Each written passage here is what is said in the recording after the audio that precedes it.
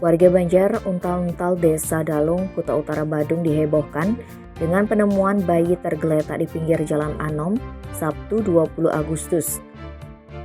Bayi itu masih hidup dan hanya terbungkus kain tipis. Menurut penuturan klien Banjar Untal-Untal, Komang Okaswartana, peristiwa ini pertama kali diketahui seorang nenek bernama Niluh Masih sekitar pukul 4.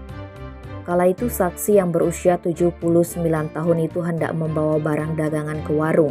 Dalam perjalanan dia menyempatkan mengambil bunga kamboja di sekitar TKP, namun nenek itu samar-samar mendengar tangisan. Semulanya dikira tangisan anak kucing, tetapi makin lama suaranya makin keras. Saksi penasaran lalu mencari sumber suara tersebut.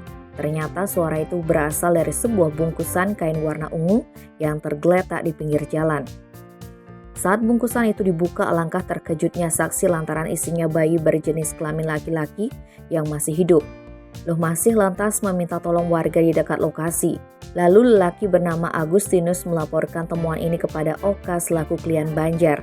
Selanjutnya membawa bayi tersebut ke RSD Mangusade Kapal Mengui untuk diperiksa. Syukurnya bayi dengan berat 1,22 kg dan tali pusarnya sudah dipotong itu dalam keadaan sehat dan tidak ada luka-luka. Kasih-Humas Polres Badung Ibtu Ketut Sudana mengatakan diduga bayi laki-laki itu sengaja dibuang dan pelaku masih dalam penyelidikan Polsek Kuta Utara. Tim Balai Ekspres melaporkan.